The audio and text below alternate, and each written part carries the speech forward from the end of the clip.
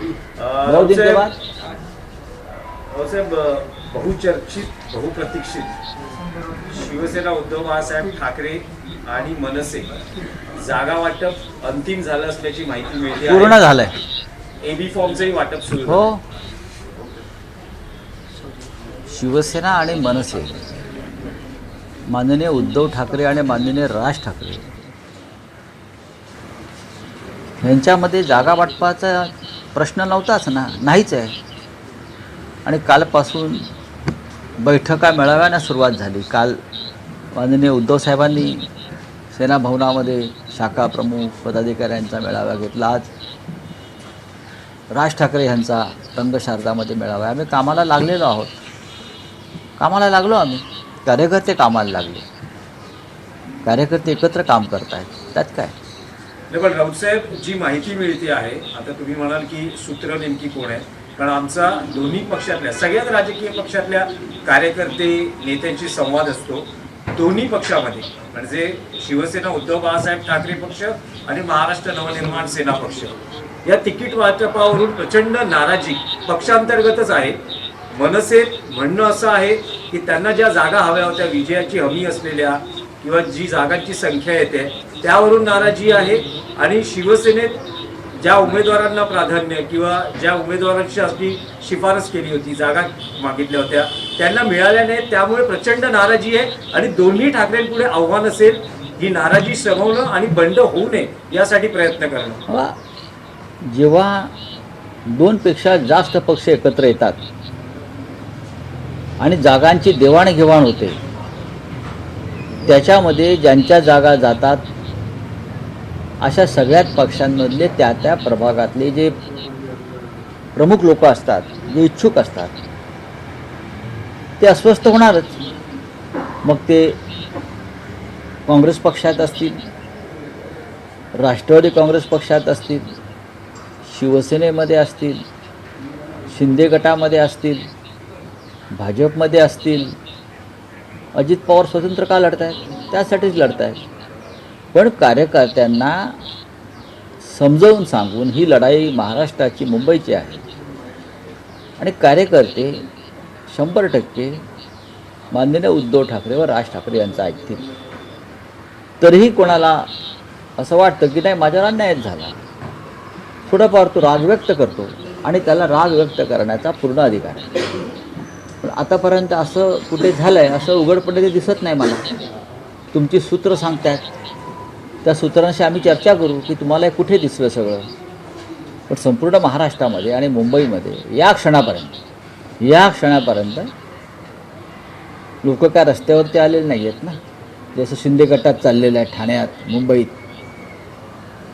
राजीनामा सत्र सुरू आहे, तसं अजूनपर्यंत आमच्याकडे कुठे दिसत नाही. आम्ही कार्यकर्त्यांना विश्वासात घेऊन प्रत्येक गोष्ट सांगण्याचा प्रयत्न करतो. राऊतसाहेब, पण उमेदवारी अर्ज दाखल करण्यासाठी अजूनही 48 तास आहे ना, उद्याचा दिवस आहे ना. हातात आहे.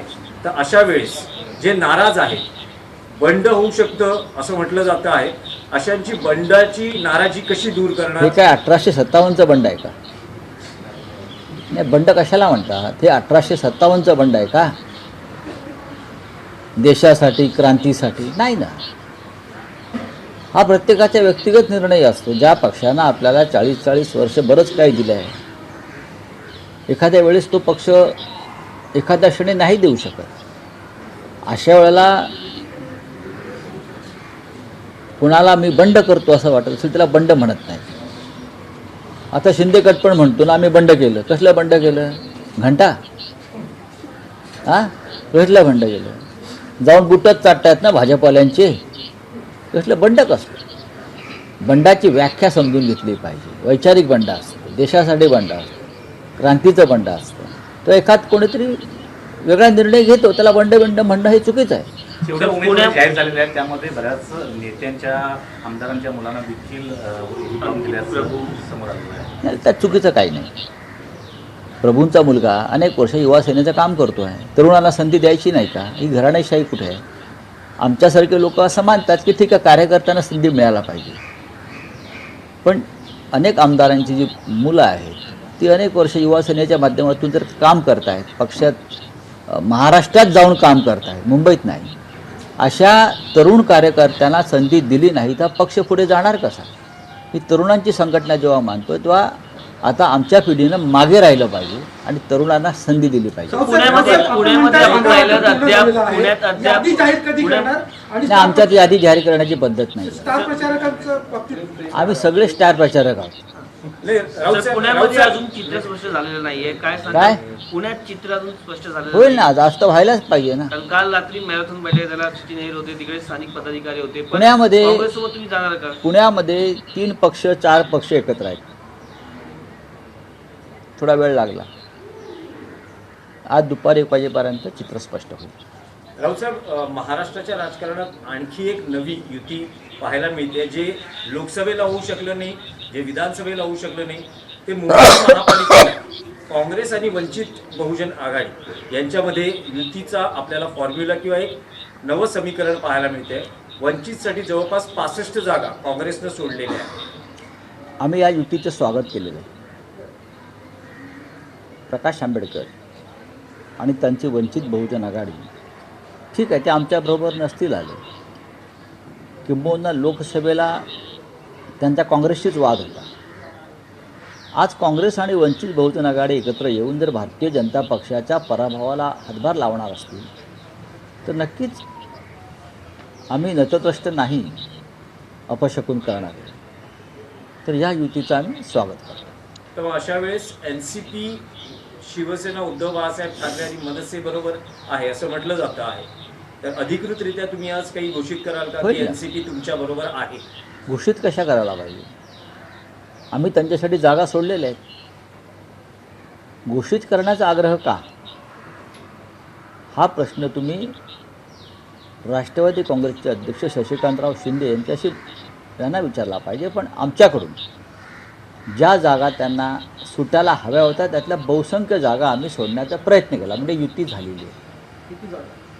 बरं, आणि त्यांना पाहिजे असलेल्या काही जागा मनसेच्या कोट्यात गेल्या. आम्ही त्यांना सांगितलं की त्यासाठी तुम्ही आपल्याकडून मनसे प्रमुख राज ठाकरे यांच्याशी चर्चा करा. पण आमच्याकडनं हा विषय आम्ही संपवला. आपल्याकडून देखील सावध भूमिका घेतली जाते.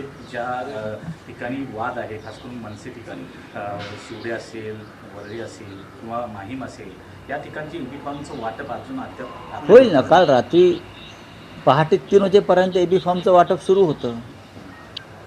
एखाद्या पक्षाचे प्रमुख पहाटेपर्यंत कधी जागतात का? आमचे पक्षप्रमुख पहाटे 3-3:30 वाजेपर्यंत कार्यकर्त्यांशी संवाद साधत होते त्या भागातल्या, आणि उरलेले आता दुपारी 12 वाजेपर्यंत पूर्ण होतील. आज द्यावेच लागतील. राऊत साहेब, एक मराठी प्रश्न आहे. गौतम अदानी असं म्हणत आहेत की शरद पवार हे त्यांचे मार्गदर्शक आहेत. मग त्यात काय झालं? सुप्रिया सुळे असं म्हणतात की गौतम अदानी हे त्यांना हवा समान आवाज. मोठ्या आवाजात. तर काय म्हणजे यात हा प्रश्न नव्याने विचारताय का आपण? नव्याने उसमें जरी नया क्या है? नया है वो, नया क्या है मुझे बोलिए ना. ज्यांनी शरद पवारांचं आत्मचरित्र वाचलं आहे, वाचून या. लोक माझे सांगातील, त्यात ब्लॅक अँड व्हाईट आहे त्याच्यामध्ये की पवारांनीच गौतम अडाणीला एक तरुण उद्योजक म्हणून घडवलं. आता असं आहे की त्या उद्योगपतीला किंवा ज्या तरुणाला एखाद्या नेत्यानं त्याची जडणघडण केली असेल तर त्याच्याशी त्या नेत्याशी त्याचे कौटुंबिक संबंध निर्माण होतातच. तसे ते असतील तर त्याच्यामध्ये आक्षेप घेण्याचं मला कारण वाटत नाही.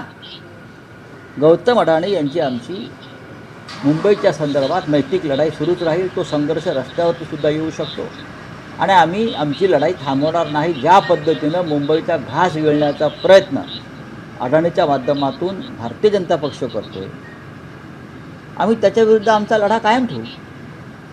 त्याच्यामध्ये कोणी येतील ते येतील, आलात तर तुमच्यासोबत, नाही तर तुमच्याशिवाय. ज्यांना मुंबईविषयी प्रेम आहे, मराठी माणसाविषयी प्रेम आहे, ते गौतम अडाणीच्या या राक्षसी वृत्तीला विरोध करते. वारिस पठाण असं म्हणतात की मुंबईची महापौर ही इजाब घालणारी बुरखाधारी महिला. काल झाला विषय. तुम्ही हेच आवाहन शरद पवारांना कराल का आव्हान मुंबई वाचवण्यासाठी? बघा की माननीय आव्हान नाही मला साहेब, आव्हान. बघा, Yes. राजकारण तुमच्यापेक्षा जास्त मला कळते मिस्टर. हा विषय अनेकदा झालेला आहे. आमच्या अनेक आंदोलनात ते सहभागी झालेत त्यांचे लोक. धारावीच्या आंदोलनात ते आलेले आहेत. आम्ही आमचं काम करत असतो. ज्यांना यायचं आहे ते येतील.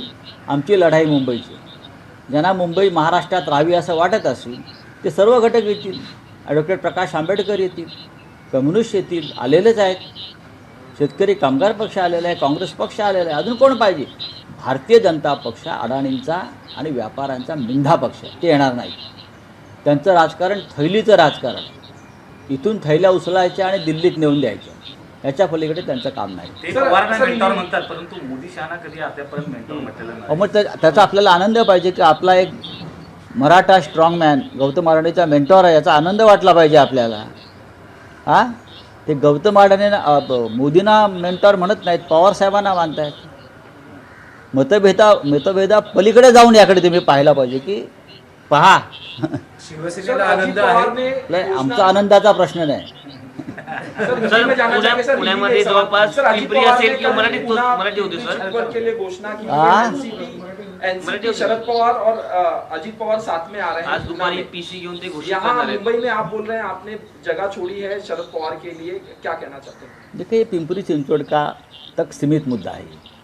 पुणे में उनका अलायंस नहीं हो रहा मेरे हिसाब से. पिंपरी चिंचवड़ में हो रहा है. अब जवाब उनको देना है ना. आप बीजेपी के साथ जा रहे हो, जवाब अजीत पवार को देना है, बीजेपी को, उनके बॉस अमित शाह को. जिस शरद पवार जी के साथ बीजेपी लड़ रही है उनके साथ आप अलायंस कर रहे हो, तो उनको जवाब देना पड़ेगा अमित शाह को. हाँ, और जिस बीजेपी के साथ आपका विरोध रहा हमेशा, तो एनसीपी बीजेपी के साथ जा रही है, तो जवाब देना पड़ेगा पवार साहब को. आप उनसे सवाल पूछिए. सर, कल आपने कहा 3 बजे तक उद्धव ठाकरे एबी फॉर्म बांटने की दे रहे थे लोगों को.